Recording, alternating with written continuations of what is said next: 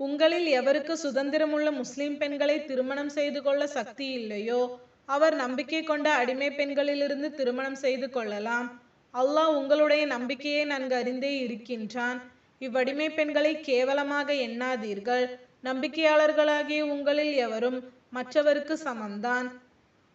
ஆகவே நம்பிக்கை கொண்ட அடிமை பெண்களையும் அவர்களுடைய எஜமானனின் அனுமதியை பெற்று சட்டப்படி அவர்களுக்குரிய மகரையும் கொடுத்தே நீங்கள் அவர்களை திருமணம் செய்து கொள்ள வேண்டும். அப்பெண்கள் பத்தினிகளாக இருக்க வேண்டும்.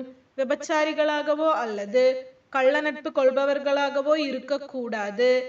திருமணம் செய்து கொள்ளப்பட்ட அடிமை பெண் விபச்சாரம் செய்து விட்டால் அவளுக்கு இத்தகைய குற்றம் செய்த அடிமையல்லாத திருமணமான சுதந்திரமான பெண்ணுக்கு விதிக்கப்படும் தண்டனையில் பாதி விதிக்கப்படும். தவிர உங்களில் எவர் தன்னால் பாவம் ஏற்பட்டு விடுமென பயப்படுகின்றார்களோ அவருக்குத்தான் இந்த அனுமதி, அதாவது அடிமை பெண்ணை திருமணம் செய்து கொள்ளலாம் என்பது. எனினும் நீங்கள் சகித்து கொண்டு பொறுத்திருப்பது முடியுமாயின் அதுவே உங்களுக்கு நன்று.